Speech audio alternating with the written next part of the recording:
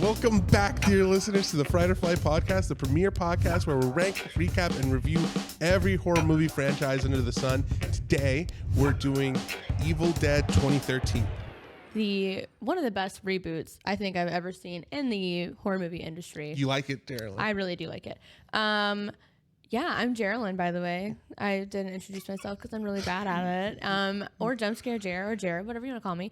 I will literally answer to anything. I am the horror movie person. Right. And your boyfriend really takes advantage of that.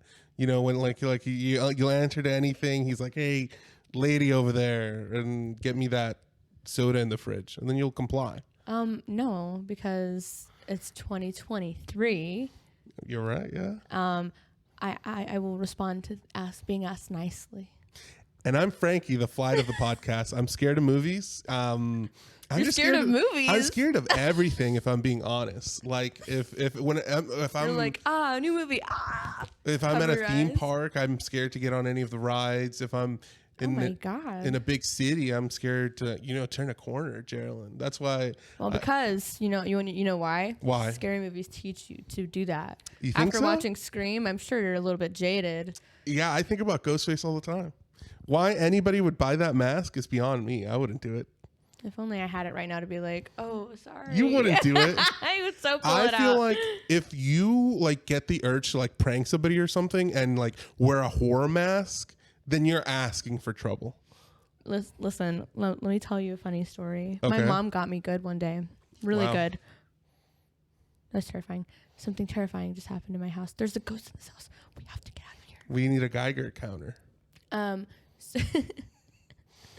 So my mom has this creepy mask, and it's one of those see-through masks that were really popular after the Purge. Yeah. And it had blood on it, but it was a creepy version of those masks. Wow.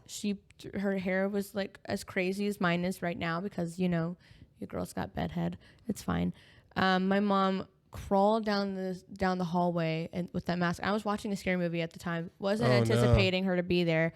And then out of the corner of my eye, I see something in the hallway, which is another reason why I'm freaking scared of the dark. Thanks, Mom.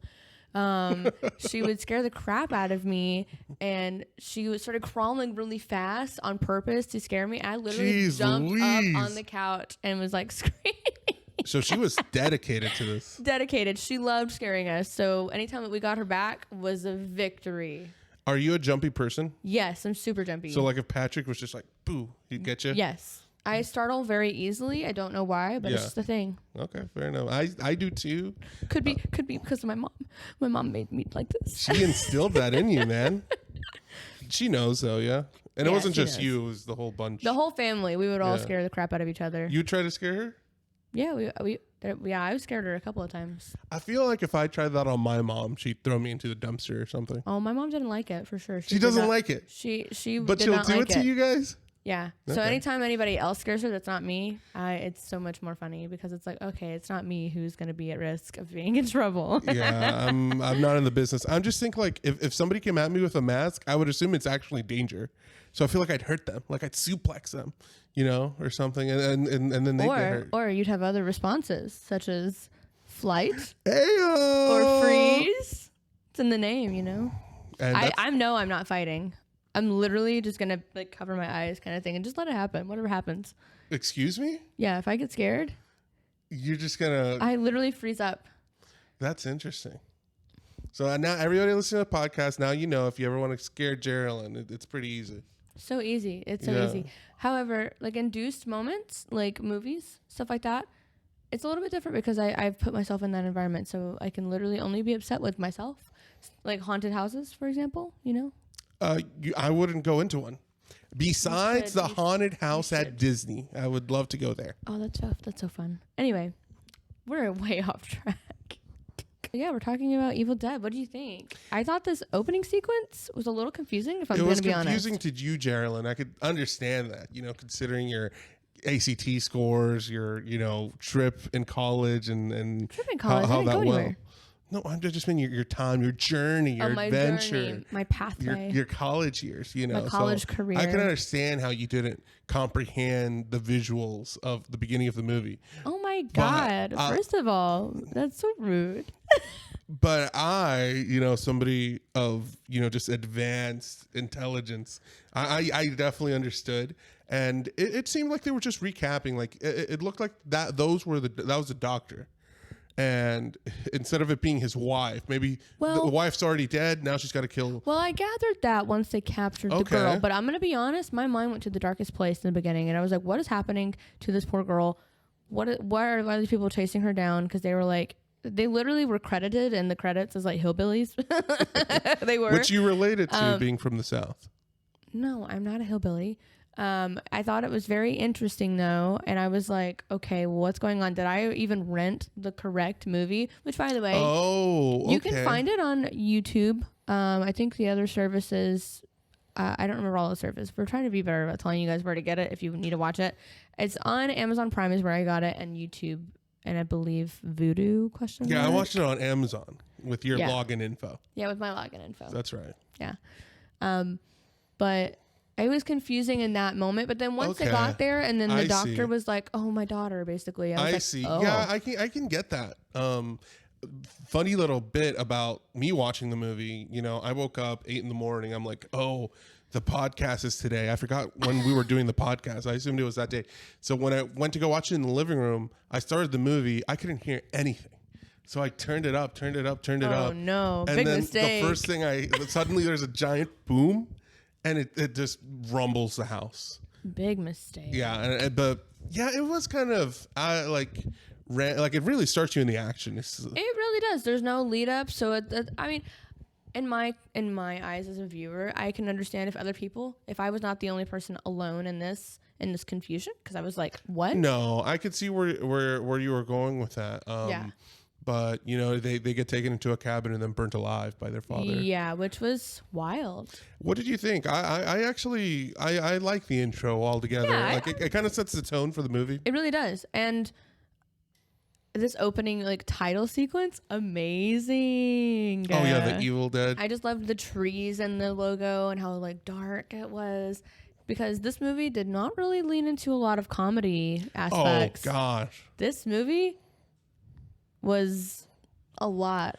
It's definitely a horror movie. I feel like a lot we've dealt with a lot of campy with the last couple of movies, and our whole first season on Scream was pretty campy. Yeah. But this time around it's like a modern horror movie. It sure was.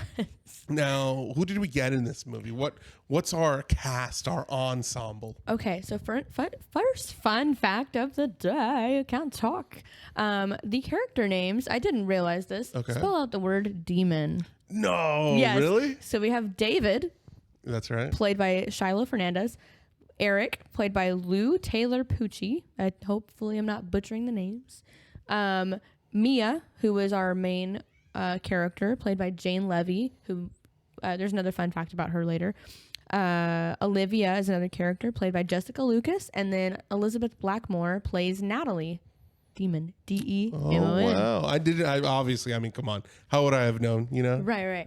Never would have guessed that. But yeah. What do you think about the cast? I thought the cast was very good. I also have seen most of these characters in other things. Oh, really? So that's why I was like, okay, this is a pretty solid cast. Jane Levy was also in Don't Breathe. We found out same directors. Just minutes before the pod. Yeah. That was the same directors of this remake that they did that, which was really cool to learn. For sure. It's super cool that in general, I think, and there's a couple of team writers and directors, like the Daniels, and I can't remember. Usually it's siblings.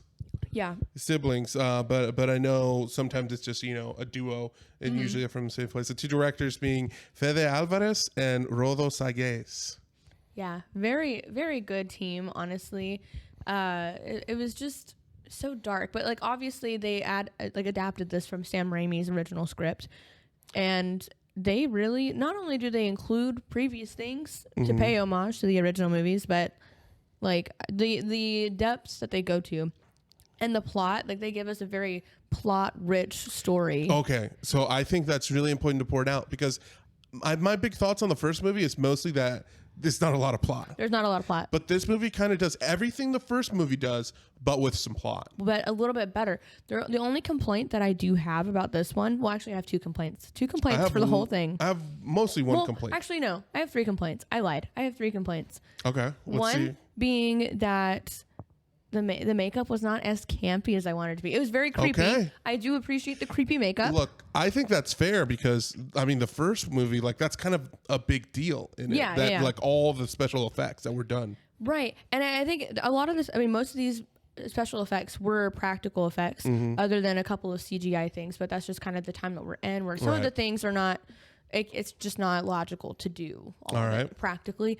But with it being like, especially in the first movie and the second movie and Evil Dead 1 and The Evil Dead and Evil Dead 2, like some of them, like some of the like the cheekbones when they became like the Deadites were just so like cartoony and almost like caricature, and it was very fun. It was fun. This movie played it a lot safer, which they did. I mean, but it didn't feel special like Evil Dead felt in that like visual makeup regard, just because nothing else looks like Evil Dead. But everything else to the T, as far as like, you know, literally we have raining blood at the end. Yeah. Like blood is everywhere, guts, gore, it's body horror. That's like right, yeah. so much. So in that way they do kind of make up for it in my opinion, but it's kind of like hit or miss. I'm like, it's okay. I wish there was a little bit more of that camp, that overdoneness, but that's okay. All right, what's complaint number 2? Complaint number 2 is the Necronomicon. Okay, so the Necronomicon has a deep history. It looks different every movie, right? For the most part, but it's kind of stayed the same over the first 3 movies, where it had a face in the book, and it at least had, you know, it made it look like it was actually like, I don't know, it had a face, and I just wanted a face. All 3 of them have a face. All 3 of them have a face. Because I know for sure well, I kind of agree. I feel like, you know, the reason they didn't do it was to make it like modern, believable. I guess, yeah. But I do think you could do that and put a face on the book. Yeah, I mean, or at least make it look more realistic, like a real human face instead of like the cartoony face, even though that'd be a little bit more terrifying, which would add to the terrifying aspect, in my opinion. You know what? I can get behind on that. Because if I were to collect merchandise for any of these movies, the book version of this one is probably the one I'd want the least. Yeah, I agree. agree. Other ones look like, you know, identifiable, iconic. I agree. And then my third complaint is that, I mean, they do what Sam Raimi did in the first movie, which was supernatural kind of like possession, but through sexual assault, it feels like. So big SA trigger warning there. Yeah, we're going to have a discussion about that, because I think, or let's go ahead and have that discussion, and that way, you know, we can get it out of the way. There is like SA warning for anybody listening to this, but there is a scene similar to the first movie where somebody is attacked by the woods. Yes. And seemingly penetrated by some evil thing. Now, I think if it was me, I would steer clear of this if I was remaking the movie.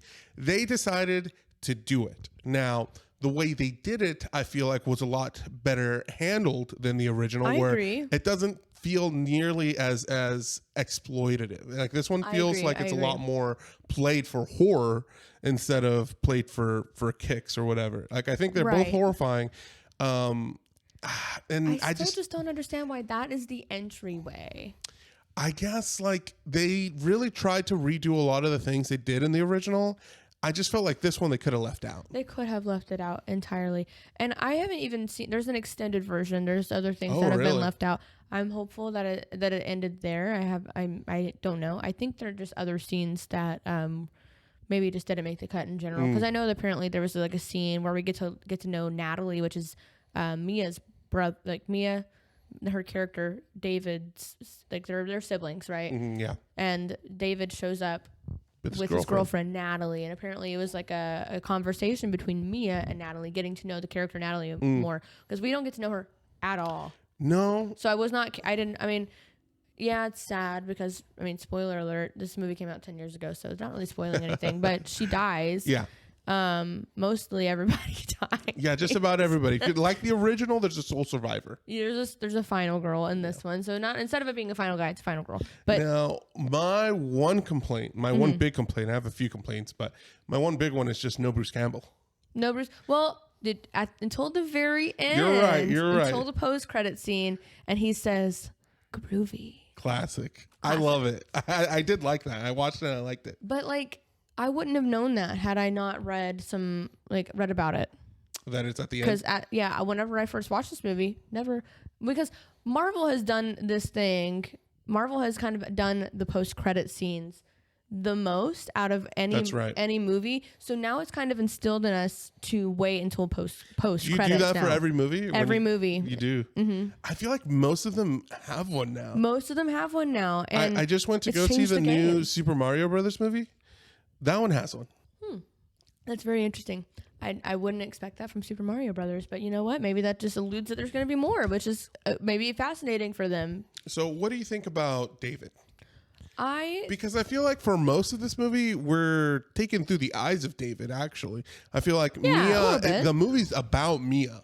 Mm-hmm. And definitely Mia takes over the reins.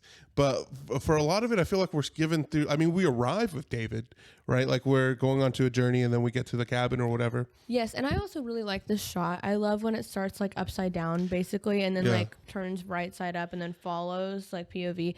Very fun. They did that in the first one in Evil Dead. Not that shot, but like they did a similar shot where it goes overhead Bruce Campbell towards the end of the film. I love that. In general, the cinematography and the color grading is fantastic. Yes. I love how bright the reds are, how deep the greens are. Yes, it is so like the movie is very dark in tone and in color, but also like with the light. There's pops. Yeah. And I really like that. The cabin's back, which it looks way worse. Oh, you think it looks worse? It looks even more terrifying. And of course, it's like, it's our family cabin. We haven't been here in years. Let's go there. And it's like, why? It is kind of fun to figure out, like, okay, so they're at the cabin again. Is this like happening for the first time, or did the events of the previous Evil Dead movies already take place in this? Did you think about that at all?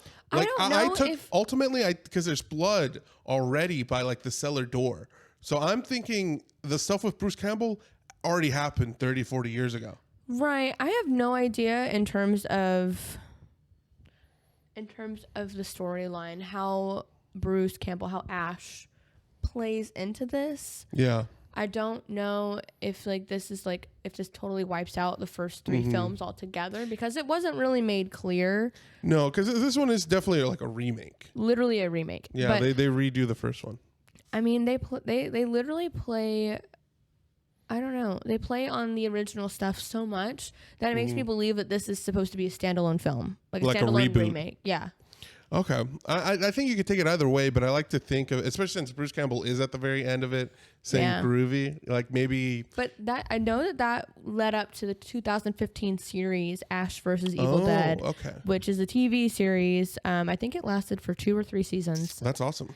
I would love to watch it. I haven't yet watched it, but because I was genuinely thinking, like sitting throughout the whole movie thinking, is Ash going to show up? Like, is Ash going to be the one to come in and save the day? Or like, I've already dealt with this or something. You know, he's listed on the credits, right? Which is kind of misleading. Obviously, he shows up as Ash, but like he doesn't. Not during the movie. He doesn't even show up until post credits. Yeah. So it's like, why would you even list him? Just to get us going. To get us going. No, I think I'm okay with pretty much all of the cast. The only performance that I thought was particularly weak at times was the gentleman that played Eric. Really? I totally disagree. Really? You enjoyed the performance? He's a very good actor. First of all, I've seen him in many things. He was in the he was in the TV show You. He was in, I believe, season 1. So first of all, it's just really fun to see him play different characters, right? Because in this movie, he plays like your stereotypical like nerd, like story kind of trope, right? And in You, he plays like this rich white boy kind of guy who's kind of like, I don't know, like a fuck boy. So there's some range here. Very much range. So it's really cool to see him like in other things and just like watch him grow and stuff. Now, the David character, Shiloh Fernandez, has played many different roles. I've seen him in so many different movies. Okay. But he kind of plays almost the same character every time, but not quite. Like, he's a good guy, but he's also a bad guy as well, and like a lot of different things. It's interesting how people get typecast like that. I think it's just the pretty face. You think it's the face? Sometimes it's just a pretty face. Well, I think like, we're going to keep you here. Some actors like Jim Carrey, Jack Black, they usually play like the same kind of guy each movie that they're in. Between like Nacho Libre, School of Rock, it's usually like this, charismatic, person who's down on their luck or something. You got the Riz, bro. And I feel like maybe it might be the same case with this gentleman. Where like it's people just see him in a certain thing. But you're right. I mean, like how you look, I assume plays a big deal in like the kind of roles you get. Yeah, unfortunately, that's like a big thing. But I do know that also Lou Taylor Pucci. I hope I'm saying his name right. Apologies to Lou if I say your name wrong. Sorry, Lou.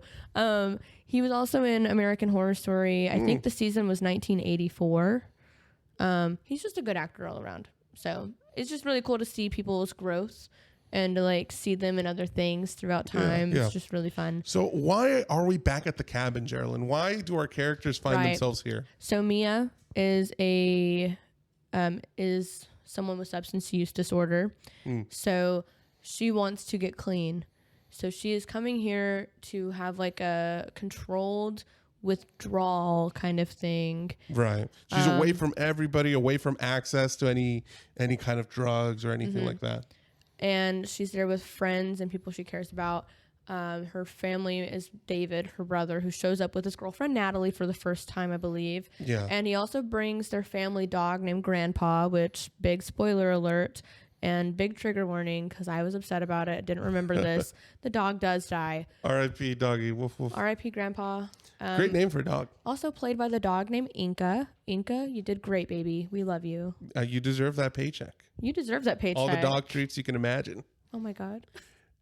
They redo the whole necklace mirror magnifying glass thing, which apparently I'm not as observant as I thought I was. Okay. In the original movie, in the first one, when he goes to grab the book out of the fireplace, the necklace is arranged in a skull formation. Oh, that's cool. And apparently later in the movie, they pay homage to that and have it in a skull formation again.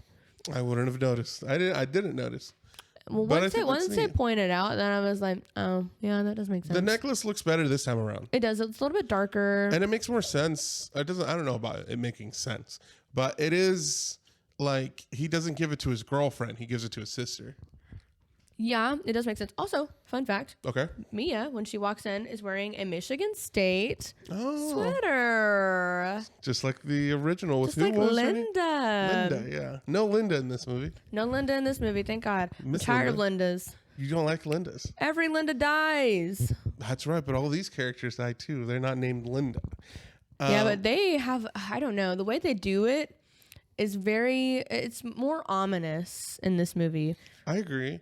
What do you think about this strategy? Like to go into the cabin, forget everything. Nobody's allowed to go back home to, fix this problem. I think it can work. But obviously I think that, so Natalie, I believe is either a doctor or I think she's a nurse, registered nurse practitioner. But I don't know what her friend Olivia is. I'm assuming they're just friends, or if she's in the profession herself. I think Olivia's the nurse, and then maybe Natalie is studying to be a doctor, something like that. I'm not sure. I don't remember. I don't think they give much to Natalie in general. They don't really give much. No, you don't really get to know too many of the characters very well, and I think Natalie is the one you get to know the least. Natalie's the one you get to know the least, but you get to know a little bit more about David and Mia and their relationship. So this is the first time Mia is seeing her brother in a long time. I don't know how long she said, but whenever he shows up, she's like, you came. Yeah, she's surprised because they had a dying mother that he was never able to show up to. They never really talk about it until closer to the end, but we find out that she was sick with mental health issues, and she was in the hospital for that, which I feel like it adds a lot more depth and sadness to the story. Yeah, this does complicate things and make the story a little more complex about like how Mia is at the same time going through all these, withdrawals of the substance, experiencing all these supernatural events to where everybody else just chalks it up to the withdrawal. They gaslight her, but also it's like they assume it's a pattern of the mental health issues that their mom struggled with. It's what I'm assuming that they are associating it with. David especially later in the movie for sure. But I know, if you don't know, those who typically struggle with substance use disorder typically have co-occurring mental health issues as well. So it only makes sense that she would also be struggling mentally as well, which adds another layer to this that we never have seen in the other Evil Dead movies as well. I think she has a lot of Mia has a lot of friends that care about her. She does, but I think Especially sometimes Olivia. their way of like talking about her and caring about her. I understand that it's tough love, but also it's really hard to watch somebody you love go through substance use disorder if you haven't already. Right. It's literally it's hard. Olivia seems pretty dedicated to help Mia. She does. And Olivia tells David, Mia's brother, that, hey, look, like this, we already tried this before and it didn't work. Like, you're our like secret weapon. Like, now we're at a cabin, we're secluded, and we need you to be here for her. We got to make it work this time, or else there might not be a next time. I really like this character, but I also really like. It's also just a struggle because like there's this tough love component that is really hard.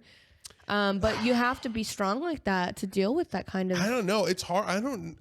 And David kind of struggles with this, where there are several moments throughout the film where. Well, they almost call her, this whole situation, this whole get away from everybody, this retreat to this almost like a rehab retreat, but it's not rehab. It's not like medical. Well, it is medically administered because they bring like medication for her to help her through this pain and stuff.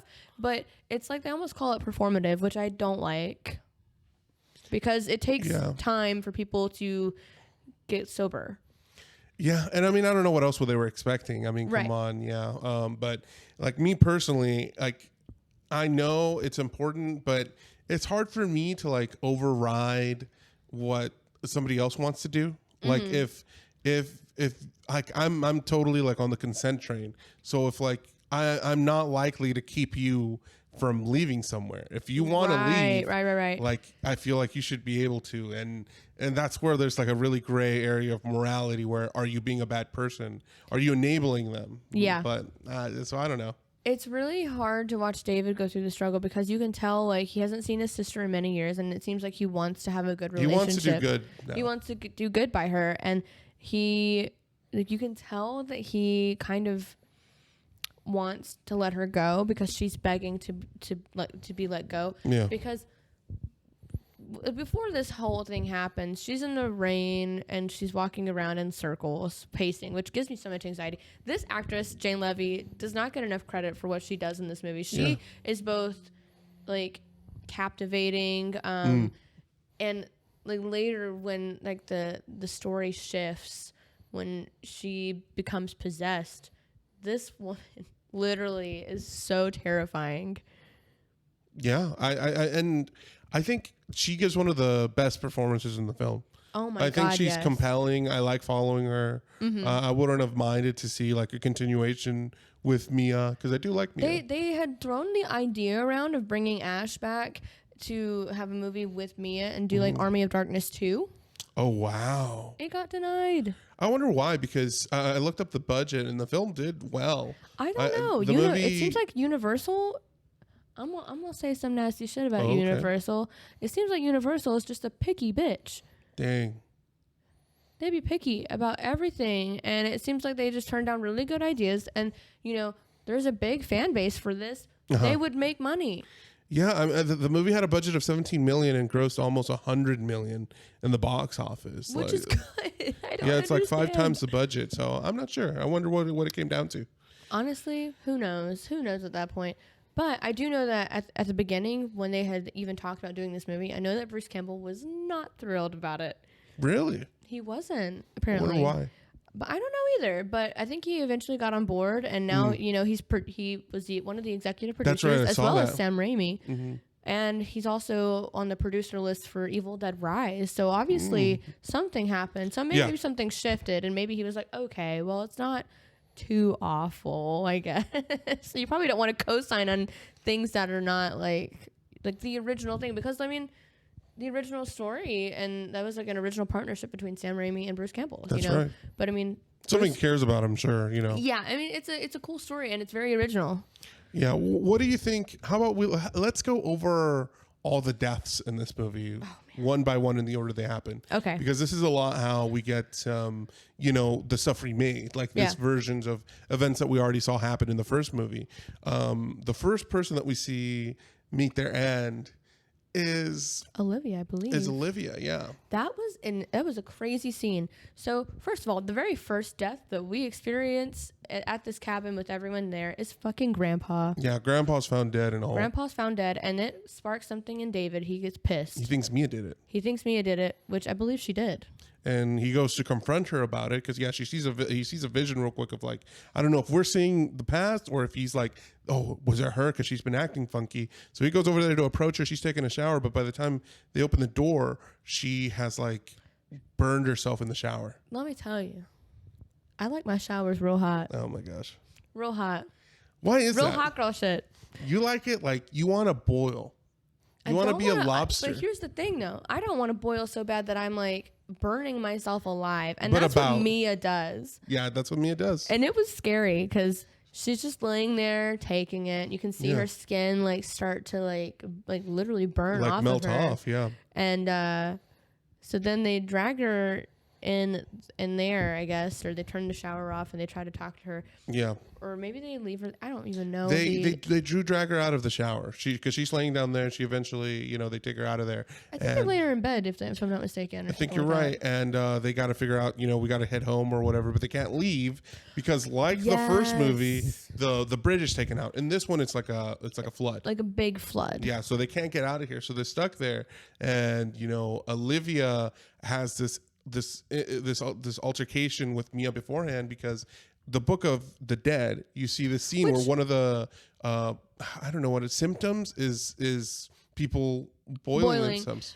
Which I'm sorry to say this. Okay. None of this would have fucking happened had Eric not read from the goddamn book. That is true. Eric did this. This is all your fault, Eric. And there's so many signs saying like, don't mess with this. Put this book back. And he's just like, let me just find out what this says real quick. And also, he just ended up being one of those people that pronounces things, that like reads things as they perceive it. Like, not everybody does. It's like when you read, what does that say over there?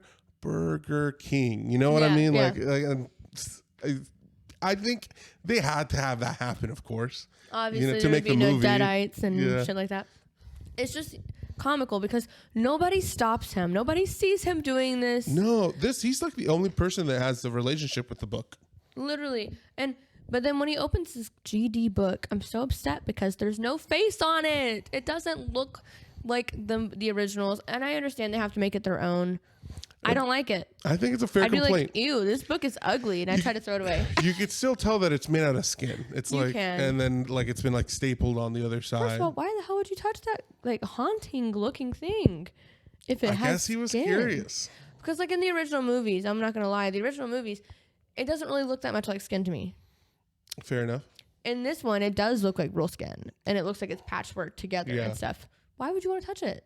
I wouldn't want to touch any of them. It's also got like a garbage bag wrapped around it with barbed wire. Are you saying you would have touched the first one? Yeah, it's cute. You're fucked up. It's got a face, and it's just like, I don't know. It's got a cute little face. Mia kind of starts going crazy. She gets demonic. Yeah, because at this point, she sees something outside, and they're gaslighting her, whatever. And it's like, somehow she goes back outside. Or no, yeah, she tries to escape. She tries to escape because they said, we're keeping you here. She's like, okay, goes into the room and she crawls out of the window and then steals someone's keys to go like leave. And then she crashes the car into like a tree or a body of water or something. Gets out and then like starts crawling everywhere, which looks painful. This whole scene just is so painful. This actress does a great job of making you feel that pain. You're like, oh, this is uncomfortable. And then that's when we have the unfortunate like tree thing, which the way that they do that, very cool. But then the whole SA thing afterwards, so unnecessary. Why couldn't you just make the possession thing just go in her mouth or something? Like, why does it have to be? I just don't think they should have approached it, if I'm being personally honest. Yeah, like, I agree. Even with the mouth, that's the same thing. Like, yeah. But I mean, like, I don't know. I think if we saw this independently of the original, I wouldn't have as much of a problem with it. I agree. Because probably. it's just this horrific thing. I've seen or heard of other things going up people's butts and like stuff like that in movies, like to be scary. So like I would take it as that, as opposed to like what we saw like in the original Evil Dead. They wanted to do something with it, like it's whatever, but I just wouldn't have approached the whole thing. I agree. I just don't. I just don't understand why that's the only like method of possession. I think they did it just to please the fans, and like they really wanted to pay homage to several of the stuff, and maybe this is something that Evil Dead fans like is memorable from the first movie. If you're a fan of the first one for that reason alone, no, you're wrong. You're right. You're absolutely wrong, because that's weird. It is weird. And I think I've heard Sam Raimi go on records that he regrets doing it that way. I believe so. I believe it's what I've read as well. Especially now, it's just not cool. It's just very exploitative of the person and going through it. Then again, Jan Levy does a really great job as an actress in this film, being put in so many uncomfortable situations, and one of them being buried alive. She actually was being buried because they wanted Shiloh Fernandez's performance to be realistic. Now, have you ever considered the idea of being buried alive? No, I've never really given it much thought, if I'm being honest. Well, I have, because I'm terrified of the world. So I think, this might happen to me one day. Okay. Because, people do get buried before they're dead by accident. And that used to happen back in the day. That's why they used to have little bells by, you didn't know that? No bells. There used to be bells. They would have a bell with a string, and they would do that. They would bury people before they were, they didn't know if they were fully dead.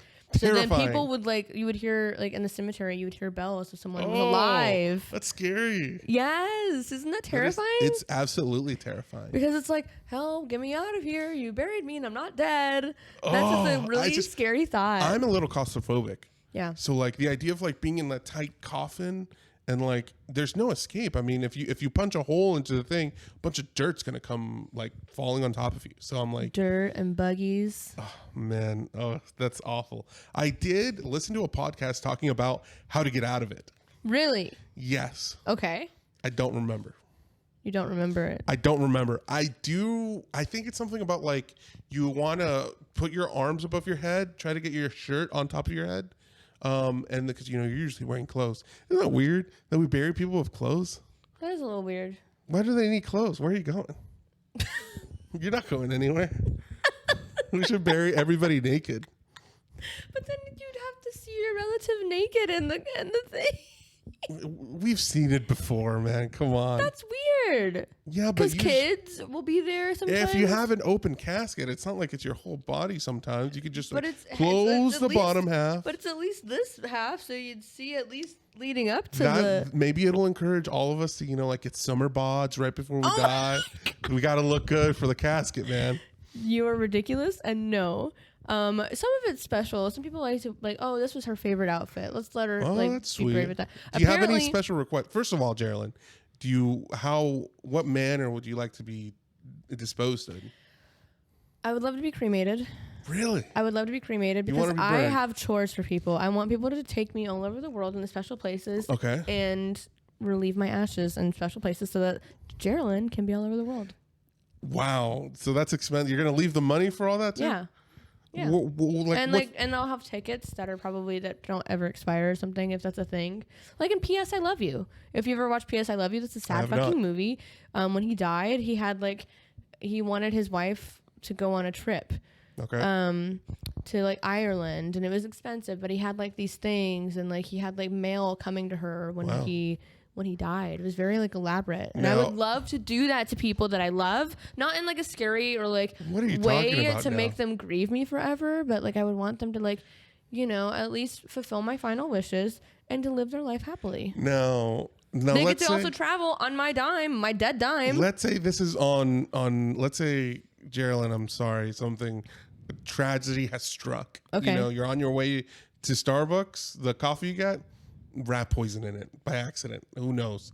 But now you've assigned Patrick to handle these duties, and Patrick alone. How fast do you think this would be done? Not fast at all. You think it'd get done?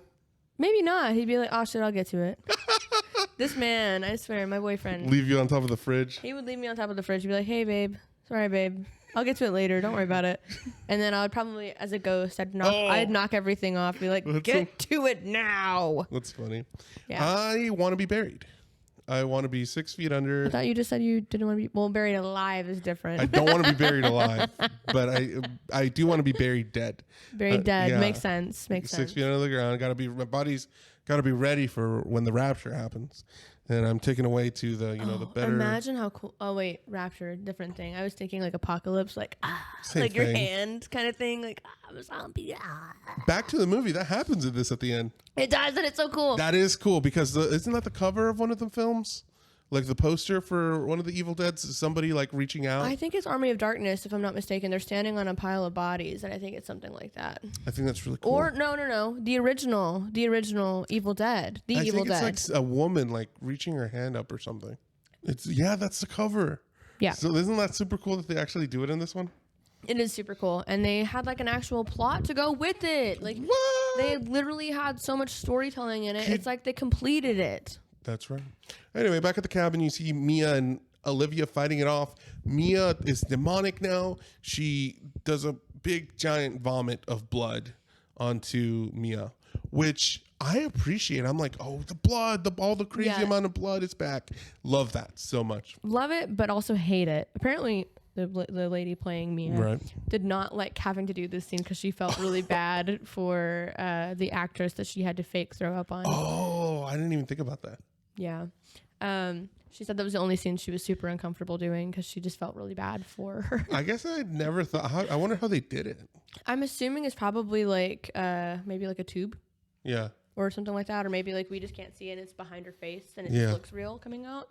No idea, but it's very cool, very grotesque, very disgusting. You typically see it in a lot of supernatural kind of movies in general, like The Conjuring. They kind of play around with it. There's a movie called Drag Me to Hell. They play around with that. Very disgusting with like the body horror in that sense, where it's like throwing up to possess kind of things. It's like, ugh, out of all the things. They end up deciding to throw Mia in the basement, in the cellar. Yeah, because she also shoots her brother in like the shoulder. Yeah. Like, and he has to get the bookshots out. She's gone fully demonic. Yeah, they're like, girl, you cray. We throw you in the cellar. They throw her in the cellar. No, their plan is to like sedate her. Why the hell did they not? So they didn't have the chains, and this is why I believe this is just a standalone film, because in the original movies they had spots for the chains. So to my belief, they only had like it looked like one of those little locks, kind of like the one that you would slide the thing in and you move it up, move it in, and then you close it. Yeah. One of those little, not chain locks, but the other ones. I don't know what they're called. I don't know what they're called. Locks? Your guess is as good as mine. They had that, and I'm like, that tiny ass thing is gonna hold this cellar door. Well, here's the thing. They still don't think of it as a demon besides Eric. Eric's the only one that's really on the demon train. You know what? I bet they were thinking that classic misogynistic take. What? It's her time of the month. They probably were thinking that. I wouldn't be surprised. Or they're like, oh, it's just the withdrawals. Like, come on. What do you think, Jeralyn? Do you think you have you ever been suspicious of like demonic possession in your life? In my life, no. No. Now, do you think you could play it up? Like, let's say you want to pull a prank on your boyfriend. Okay. And you want him to think you're possessed. Okay. Do you think you have the chops for it? To pretend? Yes. Yeah. Do you think you could convince him that you're possessed, though? You have to play to his superstition. If I have to convince him to say, yes, you're possessed. Or just to think that you're possessed. No, that'd be hard. He'd probably gaslight the hell out of me. What? He'd probably be like, what's wrong with you? Like, you're crazy. I kind of get it, though, because, like... I'm totally kidding. He doesn't normally gaslight me, but... He doesn't? Depends on the day. I think this movie does one of the big homages this movie does with the original, I think, is that they bring back the theme of, like, oh, like, that's still my sister.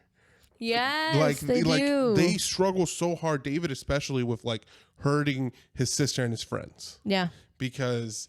I mean, for us, the viewer, we've been through it so many movies that, for me at least, I'm like, it's not them anymore, dog. You just got to take care of them. I'm sorry. They're your family member. And Eric has the same idea. What do you mean? Eric has the same idea in this movie. Yeah, like, you got to get rid of him. After this happens, Olivia's trying to go clean up in the bathroom and whatnot, and I think she's getting ready because they're like preparing to sedate her because David's like, just sedate her. We just need to sedate her. That's it. Yeah. And she's like, I could put her into a coma. And they're worried that, you know, she might not come back from that because it's a lot of, maybe she's administered too many drugs. But Eric's like, whatever, dog. Yeah, that Eric's ain't like, your whatever. problem. Yeah, Eric's like, that's not the problem. I know what the problem is. Because, like, he did it. He did it. Yeah, he set it off, man. He really did. I don't know. It's like fucking white people, you know. Anyway, so Olivia goes in the bathroom, and this scene was so cool, but it was so gross. It's creepy because you see it in the book. Somebody has taken off their face, and it's kind of illustrated. So she sees her reflection, and it looks creepy. It's like her mouth, like the skin around her mouth, and like the bottom half of her face is just gone. And then the door slams behind her. She is frozen because of the demon. She pees herself, which, ew. Oh, Why does that have to happen? I don't understand. I think guess that it's is kind scary. of like, you know what? If you've never seen the original, The Exorcist, she... Why are you laughing? I think about a scary movie. Oh, I haven't seen that. So in The Exorcist, her mom is having a party, and Reagan comes downstairs, and this is she's in a possession, but it hasn't fully taken over her yet. She comes downstairs, and they're like, Reagan, what are you doing up? Because it's like an adult party kind of thing. Nothing crazy's happening. They're all just drinking, playing games, and, you know, playing the piano, singing music and stuff. She comes downstairs, and she's like, you're all gonna die here. And then just like pees. Yeah. And they're all like, the fuck is wrong with your daughter, basically? And they make fun of it in Scary Movie. It's just funny. I think part of it is like, I think gross and scary are very close to each other. Very close. So I think they're playing up on that. Yeah. But she ends up like, I guess, because that's kind of an homage too, because in the original Evil Dead, Ash also has like, I think it's actually, he has this thing with a mirror and his own reflection and how it looks back at him differently than how he is. There are so many little like tidbits that I'm like, okay, I appreciate that. I kind of do too. Yeah, I kind of like it. Like, I appreciate that they tried with the trees, but they kind of just should have left it alone. I agree. But I liked the idea that like I thought maybe it would have been cool to like see her try to fight the trees off and her run, and they like kind of just kept trying to grab her or something. I don't know. It's like, because in the second movie they did it much better with the trees. When they redid the trees, it was like it was like, yeah, she was just swung through the forest, right? Yeah, and it was like she was becoming a tree rather than being SA'd by a tree. Yeah, I agree. It was just strange how they did it, because it was like, come on. Yeah, I'm with you. Olivia gets possessed is what this all means. It ends up like... yeah, the mirror shatters. Yeah. She goes and grabs a piece of glass, and she's like down in the shower. And what is she doing? She mangles her face. Ah, God, it's so creepy. And now she looks terrifying. Yes. And Eric finds her in there, and he goes to help, but she's not here to take any help. She's here to hurt him. Yeah.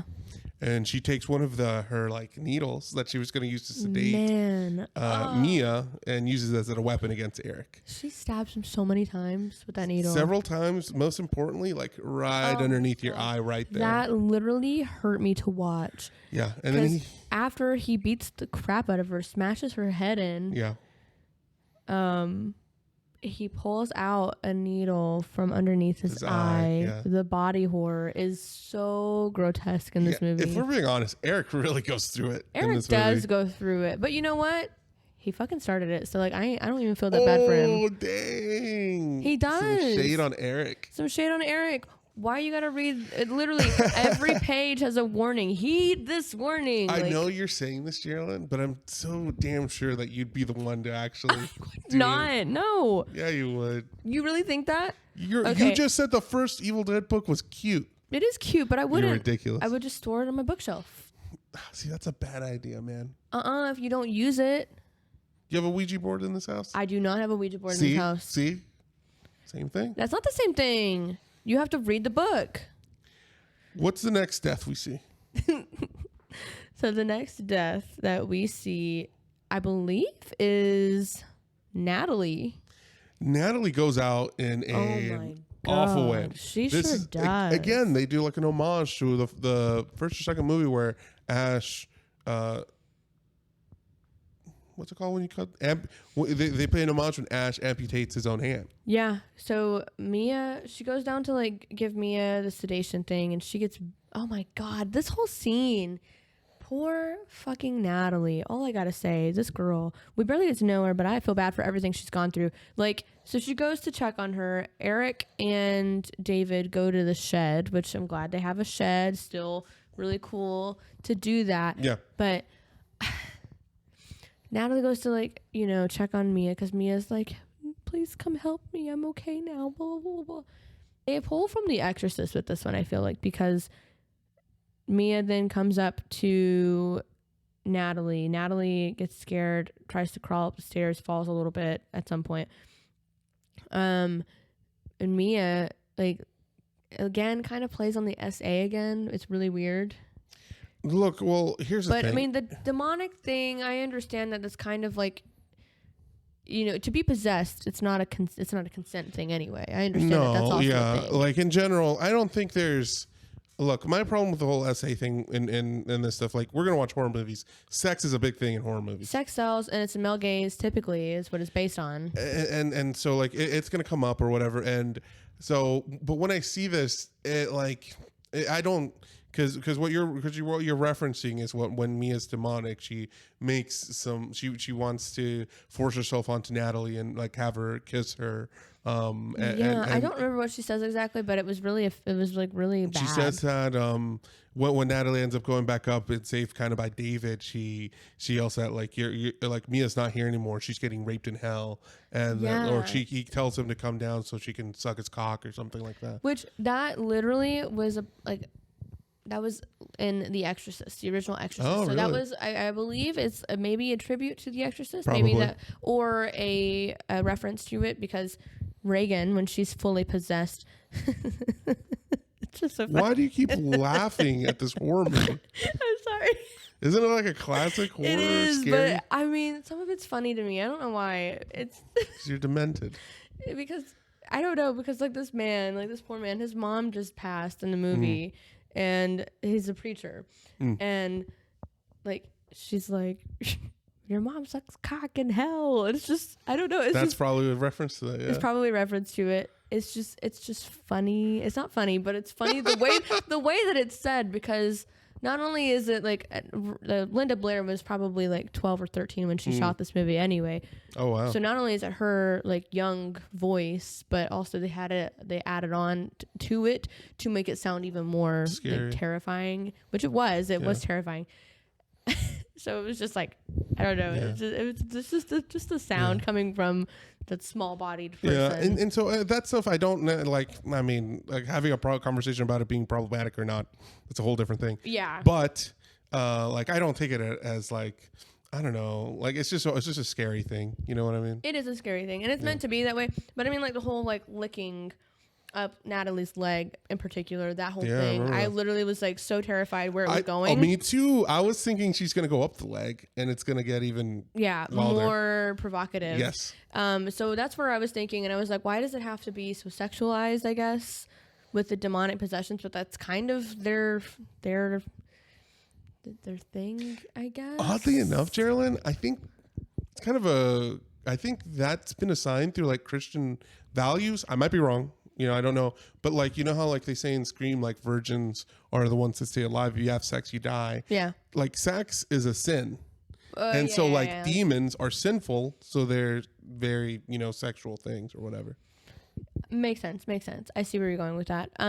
Yeah, so it was really weird. She licks Natalie's leg all the way up, and then she forces her to kiss her kind of thing. But basically it's more like almost like that transference of the vomit of grotesque blood kind of situation. Yes. It was almost like black blood at this point, like where they play around with the red and the black color a little bit. Yeah. Then David finds her, helps her get up.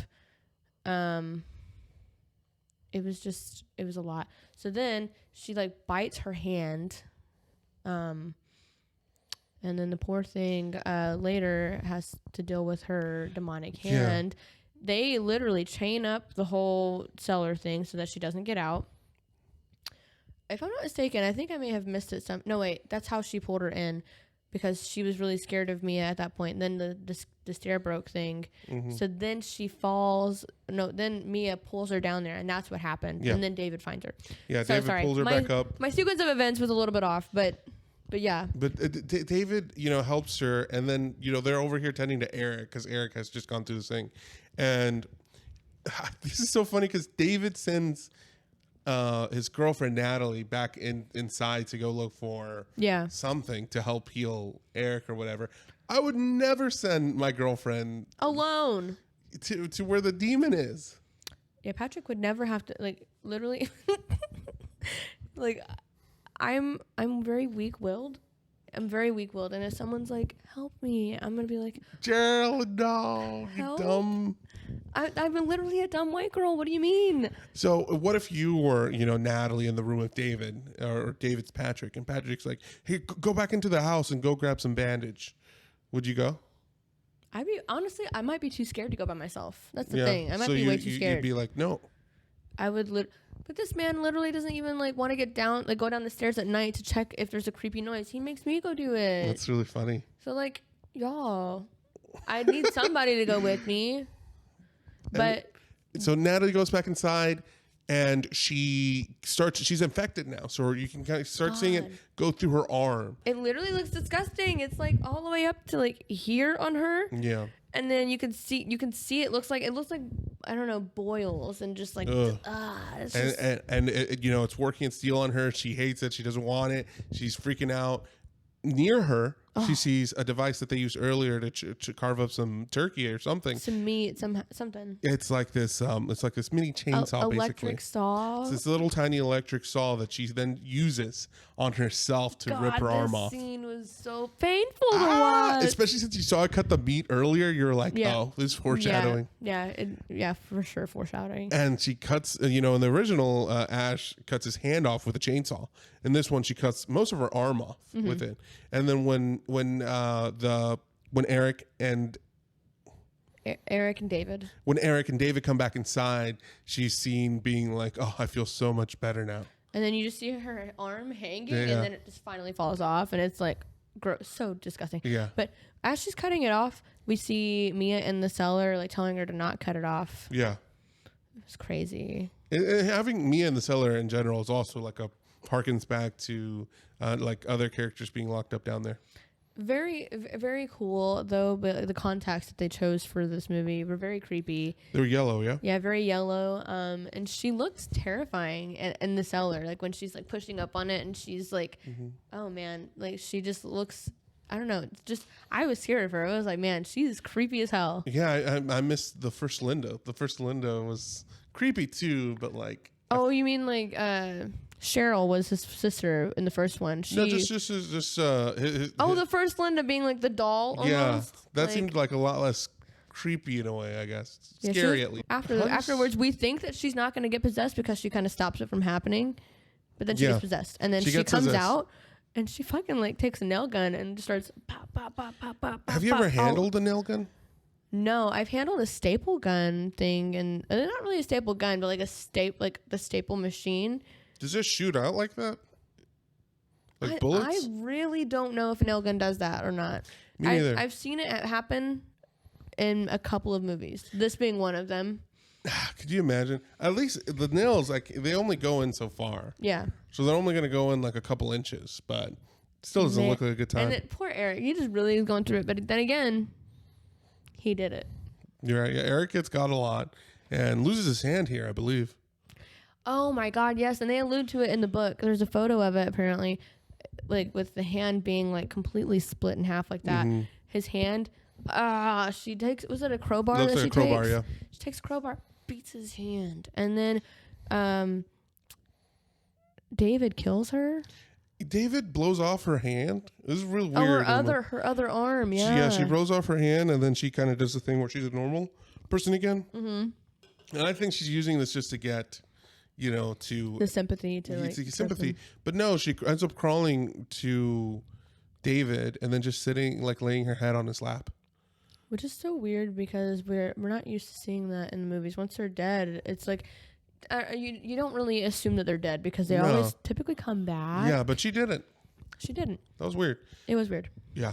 And so now Eric, isn't feeling too good. Like, he's been through the most in this movie. Really has. Olivia's gone. Natalie's gone. All we got left is Mia and the sailor as a demon, and then David and Eric running around trying to figure out how to do this. Eric tried to burn the book earlier. Didn't work. He knows that the only way to do this is to kill Mia. David, not feeling it too bad. That's his sister. Yeah. He doesn't want to do it. Maybe it's a mental health. My mom was, had similar issues. Maybe it's that. Maybe it's the withdrawal. Who knows? It takes a lot of convincing for David to go like, I have to do this. And then finally we get some accountability from Eric, and he's like, hey man, no, like seriously, like I did this. This is my fault. And I was like, you're damn right, it's your fault, Eric. He shouldn't have done that. He really shouldn't have. No. Like, but first of all, if they came downstairs and saw all of these like dead animals hanging, I'm already out of the cabin. I'm Let's already go back out. home. Let's get a hotel. Like they didn't even address it. They're like, oh, looks like something may have been burned here. Like, just witchcraft. That's all you're gonna chalk it up Some to? light witchcraft, yeah. David goes on side and he starts, pouring gasoline over everything, saying, he's going to end things finally. He decides last minute that he can't do it and is going to try to do the burial thing instead. Yeah. He really gets ready. We kind of see like a scene like we did in Evil Dead where like Ash is suiting up and like getting his chainsaw hand and getting prepared. And David is kind of doing a similar thing. It's kind of funny because like they had the chainsaw there. So you think he's going to choose the chainsaw, but then he chooses to make his own like makeshift defibrillator. That's cool. It is cool. Yeah, but I also like that kind of like scene where they're building things out like that. I didn't know what they were going to use it for because I didn't know that's what he was building. I didn't either. When he ends up using it, I thought it was really cool. So he makes this whole plan so that when he does this, he executes it. He buries Mia, and then once puts a bag over her head. I think this acting is really good here. Like you said, she was actually buried alive. That's insane. But also they had like safeguards and coaches around and like security as well to make sure nothing bad happened. But they wanted it to be like to like kind of like stem a really like emotion like heavy performance from Shiloh Fernandez. And I think Mia gave a really good performance here because she's yelling, she's crying for help, like don't do this, don't do this, don't do this. And then once she sees David's not giving into it, she goes like, why do you hate me, David? Yes. And I'm like, oh, that switch, so good. So good. So props for the actress. He ends up burying her, and it does work. His plan does work. Once he buries her, the fire, goes off, and she is no longer possessed by a demon. She is dead though. She's no longer possessed by a demon. So then he uncovers her, brings her back up to the surface, and uses this defibrillating device. Yeah. And it brings her back to life. Originally, I thought, when he turns around, sees her standing back there up again, like, oh, that's not real. She's still demonic. Yeah. But no, she was fine. It actually worked. It actually worked. He just had to go inside to get the keys. But originally, to get her, they go into the basement to get her before this, and this was also kind of like a small nod to Army of Darkness when he was down in the big well in the beginning when they throw him in there with the water. The water, yeah. It was an Army of Darkness reference, which was really fun. I liked that. He ends up fighting with Mia, and then Eric goes all the way down there to save him. Of course, Eric, I'm like, how the hell you get up there, boy? Because you were literally hurt real bad. It was his last, action. That altercation took the rest of him out of him. He ultimately died inside, I believe. Yeah, he died, and then David kind of pushed him over into the water, let him, his corpse float around in there while he took Mia back up and buried her. So when David goes back inside to get the keys to go to the truck, Eric is back up now. He's a deadite now. In the movie, they lead up to this thing called the Abomination because, Eric being the smart little nerdy boy he is, reading the Necronomicon, the Book of the Dead, Naturum Demonto, whatever it's fucking called, all of these different names for this one book, right? Yeah. He's reading through it, and they talk about an abomination, and he's telling them about this thing, and he's like, if it claims 5 souls, the abomination will happen. It'll rain blood, and like this demon will come out of the ground, kind of thing. Something similar to that effect. I don't know the word for word what he does say, but that's something that he does say. And they don't show it, but if you count how many lives have been taken so far, there's so Mia was the first soul to be taken technically, and then there's Olivia, Natalie, and Eric, along with Mia. They don't show David being killed, but David does die. And I think this is really important because, David goes inside. He's just going to get the keys to the truck. And then, he starts getting attacked by Eric, pushes her back. Mia and David are leaving. And David kind of does this, like, save yourself, I'll hold them back kind of situation. And I think it's so... like it completes his arc where he was never there growing up, and now he's making the ultimate sacrifice, to finally be there for her sister.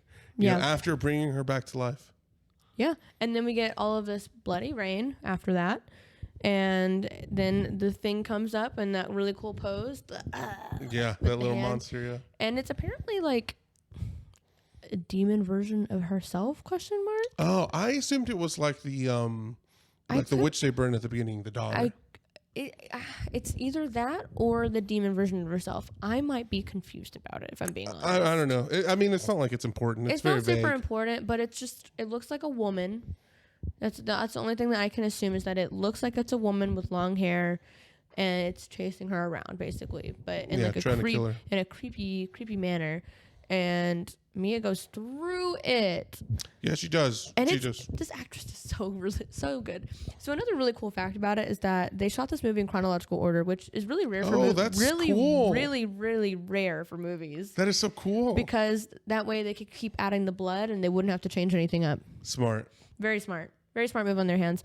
I was really amazed by that because wow. I've never heard that, but this movie is set in the same area, so it kind of makes sense. You get all the same actors, get it on one set, and just shoot it all in order. So that's cool. Yeah, I like that as well. I thought that was really cool. But so he finds this really special dress that David does, and he buries her in it. So she's in this like really pretty red dress. He puts it on top of the dress that she was wearing, and she's being chased around by this demon at this point. It's raining blood, so she's getting bloody and wet. This is a cool visual, yeah. Very cool visual. Like, I mean, how bloodier does it get with raining red? Kind of reminds me of Carrie. If you've never seen it, of course not. It's iconic because Carrie's wearing like this beautiful prom dress that's like a light color. It's like almost like a baby pink or a white. Okay. She shows up to prom wearing this. People pour pig's blood on her. Jeez. So it's a horrible movie, and it's a testament to bullying and religious trauma and stuff like that. But we'll get to it when we get to Stephen King. Pour pig's blood on her, so she's covered head to toe in pig's blood, and she looks terrifying. So to me, this scene kind of reminds me of that in that way because she's just she's already wearing a red dress, but it's just fully like getting covered on all of this blood and stuff. So it's just a bloody mess right now. Yeah, she's running for her life. Oh my God! What would you do? Well, it's crazy. She finds herself in the shed. There's a knife or there's a sword. She finds her way out of the shed to ultimately be pinned down by the vehicle, this Jeep. She gets, but it's only her hand that gets pinned down. So she makes the decision to just let it rip off of her. She lets it rip. And that was so hard to watch. I was like, oh. It was very hard to watch. Like you said, there's a lot of body horror in this movie. And it's this kind of thing that makes you cringe. Yeah. Because you think about your hand, Oh my God. But again, if I lost my right hand, I'm done for. I'm literally done for. My right hand is my everything. I'm literally right-handed. You could be left-handed though. I would have to learn, but it would be really hard to have my handwriting, my beautiful penmanship that I have today. Wow. I've never seen it, but I don't know. Well, I can show you guys. I think we talked about doing it with the last episode. Did we? One of the last episodes. So we'll have to do it. Okay. We'll have to write our name. We'll write our names and then we'll post it on Instagram and everybody else. Yeah, decide who has better handwriting. Yeah. With our left hand and right hand as well. Okay. We have to do both. But yeah. Trying to make sure I'm not missing anything. I had questions that I was going to ask you along the way, but you can ask, I forgot. You can ask some random ones at the end if you want. Okay. Anyway, So yeah, she pulls her hand off.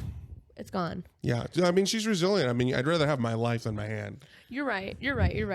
And that was terrifying because who knows what would have happened? They probably just would have killed her, and then that would have been the movie. Yeah. But no, she gets off, gets her chainsaw.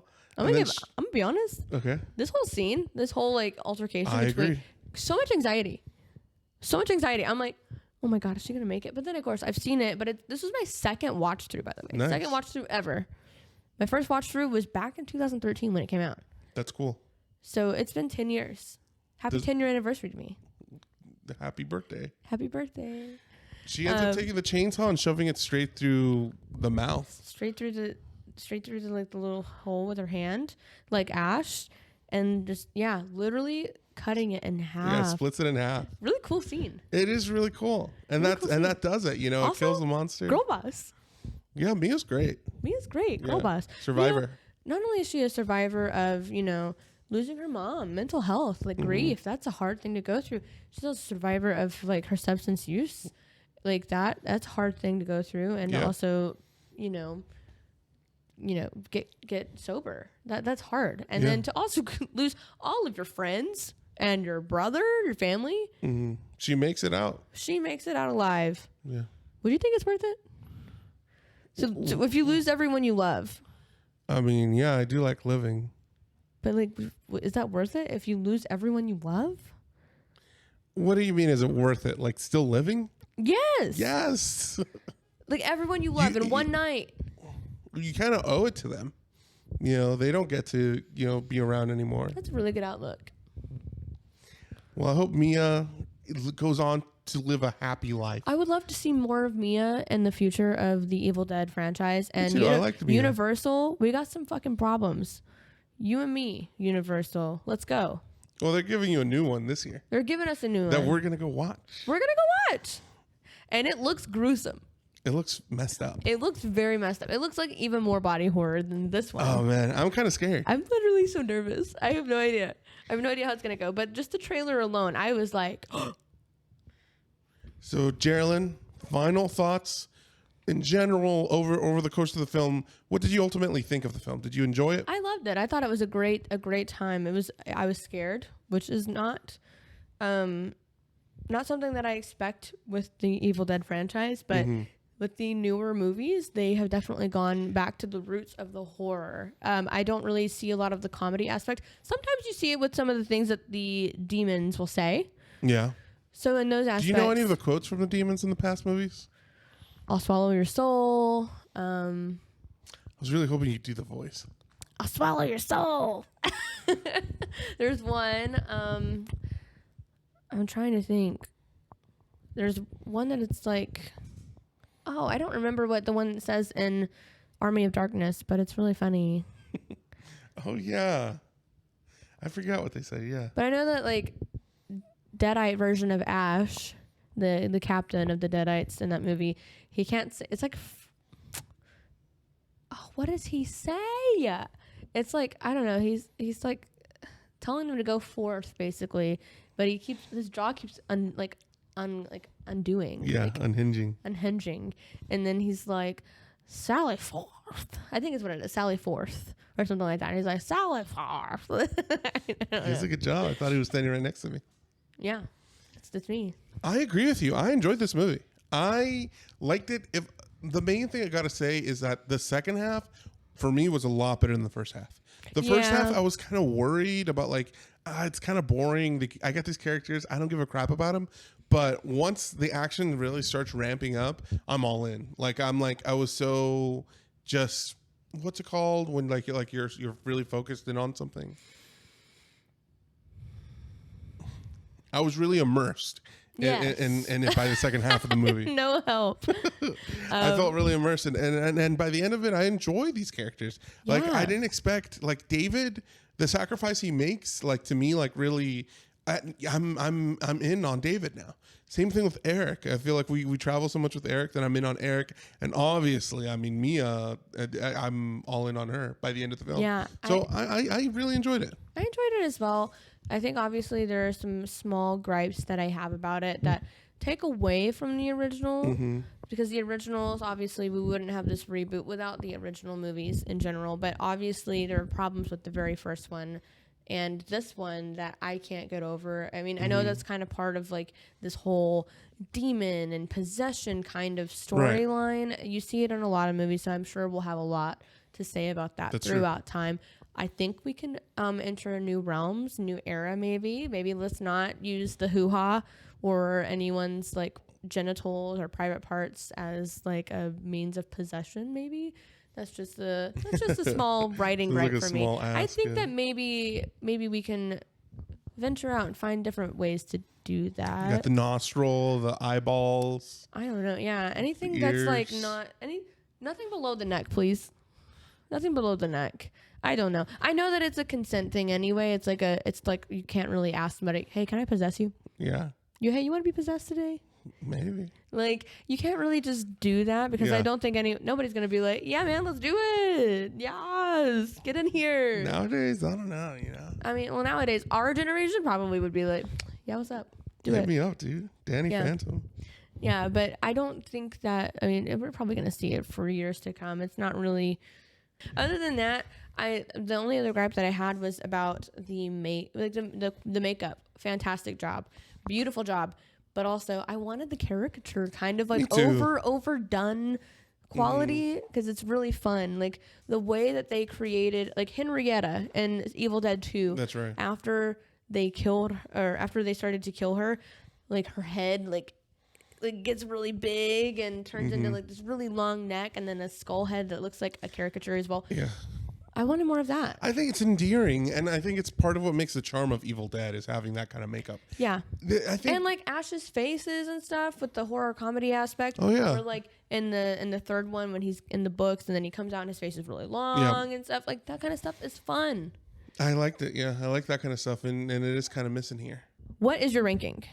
Okay, Jeralyn, it's time to do the ranking, and I'm a little nervous. I'm always nervous for the ranking. I don't know where we're gonna land with this one. Well, here's the thing: we so far, Jeralyn, have aligned. And the recap, by the way, fellas, is currently the standings are at number 1, Evil Dead 2, followed by Army of Darkness, and Evil Dead, the Evil Dead being our last place right now. Now we're introducing Evil Dead 2013, and I gotta say I enjoyed this movie thoroughly. I think it nailed the job. I think its box office reflects the how well the movie was done, the quality of the film, and I think this movie does a great job of paying homage, tribute, and doing a lot of the things that the original Evil Dead movie did, but better for a modern generation. All that being said, I think there are aspects of Evil Dead 2 that I enjoyed better.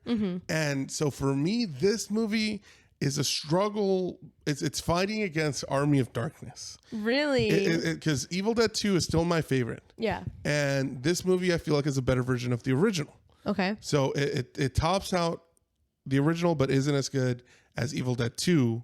Now, where I balance Army of Darkness and this reboot is difficult because I do think this is a better film, all things considered. However, Army of Darkness does have a certain charm to it. Yeah. And that makes it very difficult. They're very two different kinds of movies. This one's a lot more modern, and the other one is back in the day. Right. But Jeralyn, I also love Ash. Like Ash is just fine in these movies. Like he's a handsome fella, and he's got that suave. Nobody has that suave that Ash does. Like, give me some sugar, baby. Like he says that after like bee slapping a girl and calling her crazy and imbecile. Does he bitch slap her? Yeah, remember he gets into an altercation with that girl in Army of Darkness, and because he keeps on calling them. No, she slaps him. He doesn't slap her. He is not. My Ash would never. I think Ash just put his hands on a woman. He didn't put his hands on her like that. I think you're right. I think Ash's charisma is so strong that this movie can't top it without the Bruce Campbell figure. So I think for me, this movie falls better than Evil Dead, but doesn't quite live up to Army of Darkness. You know what? What's up, Jeralyn? I totally agree. Like I love Evil Dead 2 and Army of Darkness. They just have a charm that you can't replace. You can't replace Ash. I'm sorry. Like it's Bruce Campbell as Ash. And I think the horror comedy does so well. And not that they did what The Evil Dead tried to do, but they did it better.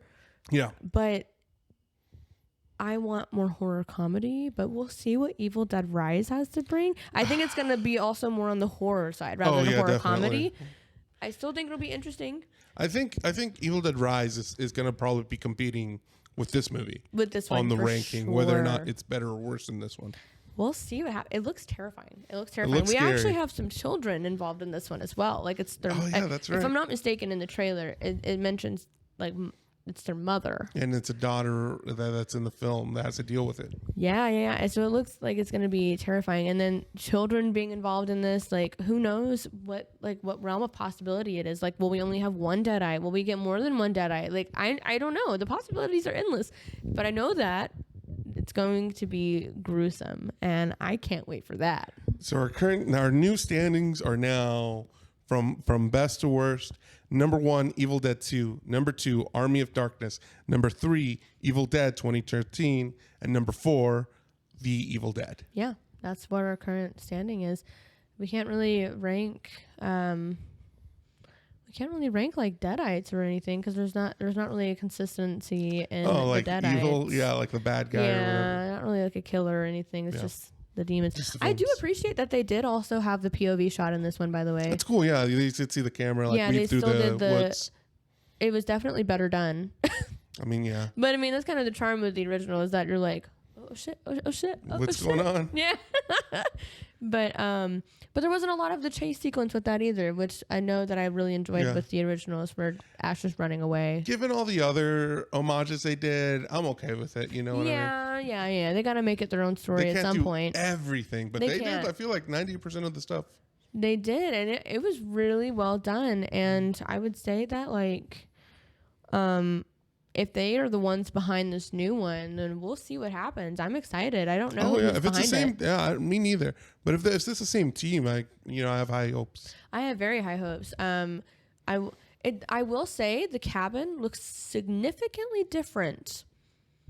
There's a cabin in the new one? Trailer. I believe so. Interesting. Okay. Don't quote me on this, guys. Don't quote me on this. But we would love to hear from you. You tell us what your ranking is. What is your favorite Evil Dead movie? That's right. Is Ash beatable? Can we replace Ash? Can we choose a movie that is higher than the Ash, Bruce Campbell? I'm excited to see it, and maybe at some point, maybe we'll even get to TV shows later. Who knows? Maybe the moon's the limit. Because, I would love to watch Ash versus Evil Dead and get more of that Bruce Campbell. The more of that charm. Ash charm. But yeah. Follow us on social media. Follow us on Spotify, to be notified when the next episode is. Thanks everybody for watching. Yeah, we'll see you next time after we watch Evil Dead Rise. Say the thing. What? What they say in Evil Dead Army of Darkness. We'll see you and we'll sally forth. Oh, sally forth. Sally forth. That's how he says it. Bye, everybody. Thank you for listening to Fright or Flight, a Live Oaks Village production. This episode was hosted by Jeralyn Johnson and Saul Alberto Arzmendi Ochoa. Edited by Jeralyn Johnson and music composition by Saul Alberto Arzmendi Ochoa.